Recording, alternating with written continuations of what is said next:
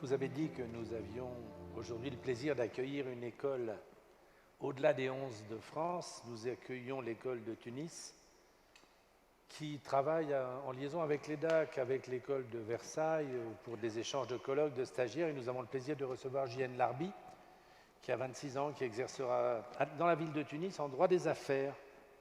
Elle aime beaucoup les voyages. Elle a choisi un sujet courageux chez elle. Le titre, c'est « Le droit des femmes, illusion ou liberté ». L'idée, c'est l'illusion, c'est peut-être l'odeur du jasmin, le café des délices, même si c'est bien joli. Mais la réalité, c'est qu'une jeune femme médecin n'a pas le droit de se promener en ville si elle est en short. Elle va vous expliquer tout cela.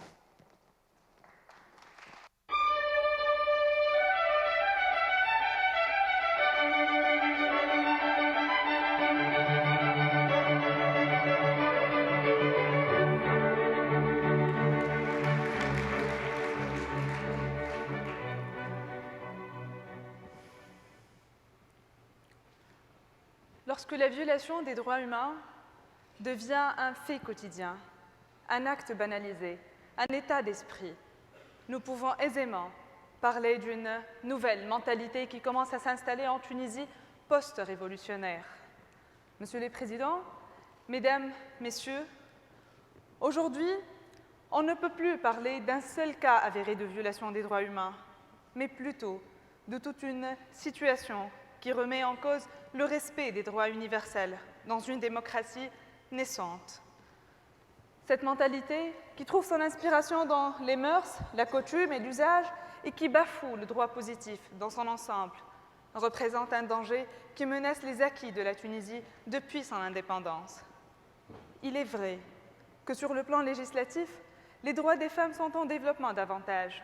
La Constitution de 1959, la nouvelle Constitution de 2014, le Code des statuts personnels en est les meilleures illustrations. D'ailleurs, l'article 21 de la Constitution affirme sans équivoque l'égalité entre les femmes et les hommes en droit et en devoir, sans discrimination. Mais autant il y a un développement sur le plan législatif, autant qu'on constate une régression sur le plan pratique. Et à mon sens, le problème se pose lorsque c'est l'État lui-même qui transgresse cette règle et élève la discrimination au rang d'une norme. Par ailleurs, l'article 24 de la Constitution stipule que, et je cite, « Tout citoyen a le droit de choisir son lieu de résidence et de circuler librement à l'intérieur du pays, ainsi que le droit de le quitter. » Si pour la liberté de choisir son lieu de résidence, on est seulement au niveau de quelques tentatives de jurisprudence en ce qui concerne la libre circulation à l'intérieur du pays ou de le quitter, la situation commence à prendre des dimensions inquiétantes pour les femmes placées dans une situation inégalitaire, et ce, malgré la ratification par la Tunisie à la Convention internationale pour l'élimination de toute forme de discrimination à l'égard des femmes, qui stipule dans son article 1er que l'expression discrimination à l'égard des femmes vise toute distinction, exclusion ou restriction fondée sur le sexe. Mesdames, Messieurs, Leïla, qui est médecin, a été arrêtée un soir d'été alors qu'il faisait 40 degrés, conduisant sa voiture à 2 pas du centre de la capitale, non loin de l'avenue Habib Bourguiba, dans lequel, 5 ans en arrière, des milliers de Tunisiennes et Tunisiens se sont rassemblés devant le symbole de la dictature pour dire plus jamais ça. Comme Leïla, il y en a des milliers. Elle a été arrêtée, embarquée au poste de police, parce qu'elle était habillée en short. Alors qu'aucune loi qui interdit la circulation d'une personne ainsi vêtue ou ainsi dévêtue. Au poste de police, elle a été agressée, insultée, humiliée. Elle avait peur, car elle ne comprenait rien de ce qui se passait. Elle est privée arbitrairement de ses droits les plus élémentaires, notamment sa liberté d'apparence et son droit de circuler librement. Il est à peine besoin de rappeler qu'un agent de police est un fonctionnaire public qui a pour rôle principal de garantir la sûreté publique et de veiller sur la bonne application des lois et non à les interpréter.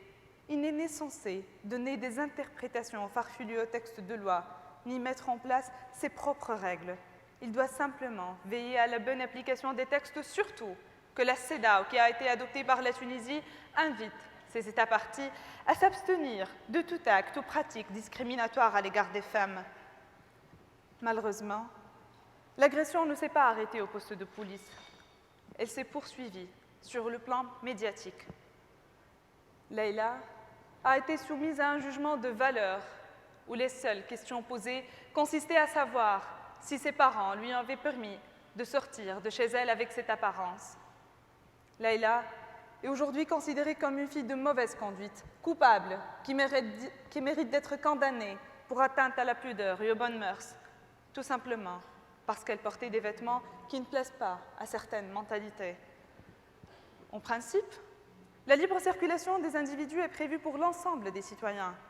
Mais aujourd'hui, une exception est établie à l'égard des femmes. La libre circulation des femmes a été malmenée sous un prétexte sécuritaire et à cause de cette vague notion relative au terrorisme. Cet appel à l'égalité entre les femmes et les hommes a été malmené, a été négligé en Tunisie à maintes reprises et sous divers prétextes, de notamment celui de satisfaire une mentalité intégriste, sexiste, masculine, qui a progressé après la Révolution. Et ce n'est pas les exemples qui manquent. Nous examinerons un autre exemple qui reflète à quel point cette mentalité affecte même le pouvoir judiciaire. Mesdames, Messieurs, un juge accepte la demande d'un époux souhaitant interdire à son épouse accusée d'adultère de quitter le territoire tunisien. Une telle attitude de ce juge zélé heurte des principes de base de notre système judiciaire, à savoir la présomption d'innocence, l'égalité entre les citoyens et les citoyennes, et notamment l'article 24 de la Constitution. Pendant l'étape de l'interrogatoire, et avant de permettre à la défense de jouer son rôle, le juge interdit à Inès de circuler librement, de voyager. Cette décision est contraire aux lois en vigueur sur la forme et sur le fond, ce qui la rend nulle. Pour ce qui est de vices de forme, l'article 15 relatif au passeport et aux documents de voyage prévoit que l'interdiction de voyage ne peut avoir lieu que par l'autorisation du tribunal de première instance et sur demande de l'administration par l'intermédiaire du ministère public. Cette procédure n'a pas été respectée dans le cas d'Inès. Pire, le juge justifie sa décision par un attendu qui me laisse sans voix. Attendu, dit-il, que sur la demande de l'époux réclamant l'interdiction de quitter le territoire pour sa femme accusée d'adultère, nous décidons d'interdire à Madame Inès de quitter le territoire tunisien. Monsieur le juge, vous êtes d'abord et avant tout censé être impartial, guidé par la recherche de la vérité afin de permettre au tribunal de rendre sa justice. Vous n'avez pas à évaluer les valeurs de la personne, ses mœurs, ses attitudes. L'adultère, un crime moral, un crime trouvant ses origines et ses fondements dans une législation à caractère religieux, un crime qui doit, à mon sens, disparaître du droit positif tunisien, car ce crime ne peut en aucun cas représenter une atteinte à l'ordre et à la sécurité publique. Ce constat est renforcé par la possibilité donnée aux plaignants par l'article 236 du Code pénal de suspendre ou d'abandonner les poursuites pénales.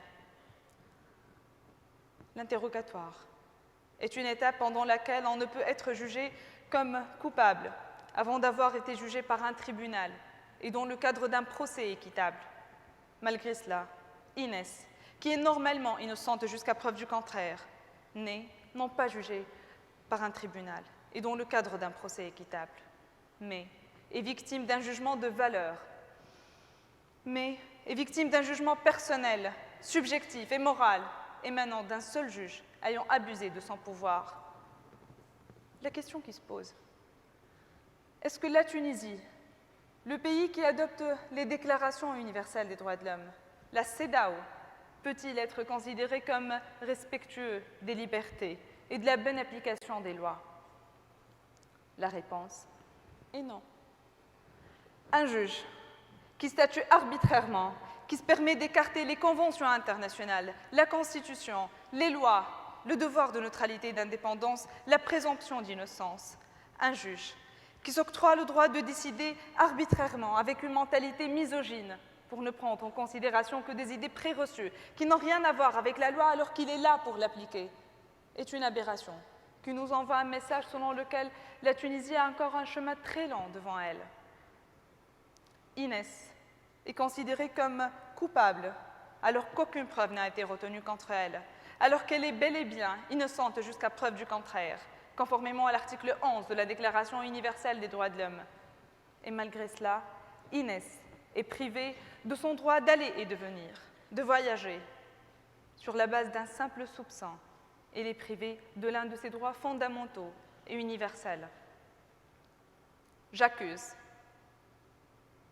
ce juge de ne pas avoir appliqué la loi, de ne pas avoir respecté les droits des citoyens, d'avoir violé les règles, et ce, en ayant rendu une décision subjective. J'invoque, dans ce cadre, le pacte international relatif aux droits civils et politiques, stipulant dans son article 14 « Toute personne accusée d'une infraction pénale est présumée innocente jusqu'à ce que sa culpabilité ait été légalement établie. » Mis à part le fait que cette décision soit subjective et abusive, elle n'a même pas été limitée dans le temps, montrant ainsi que la femme tunisienne n'a pas encore remporté son combat contre le machisme, encore très présent dans notre société. Quand un magistrat n'applique pas la loi dans ses jugements, ne respecte pas les droits des citoyens, viole les règles, qui doit assumer la responsabilité?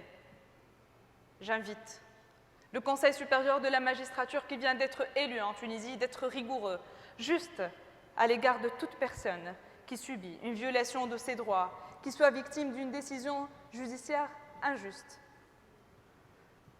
Mesdames et messieurs, c'est dire ne suffit pas d'avoir une législation avant-gardiste en matière de droits des femmes. Les premiers qui doivent appeler à cette évolution sont les décideurs politiques qui, de nos jours, semblent contribuer à l'interrompre. Le président actuel n'a-t-il pas réagi à l'occasion en disant « Après tout, c'est une femme » ? Oui, Monsieur le Président. Une femme est désormais une citoyenne. Elle est égale à l'homme. Il n'y aurait alors, selon vous, Monsieur le Président, aucune violation s'il s'agit de la violation des droits d'une femme? Allez-vous dire un jour, après tout, c'est un homme, avec un petit H, bien sûr. Merci.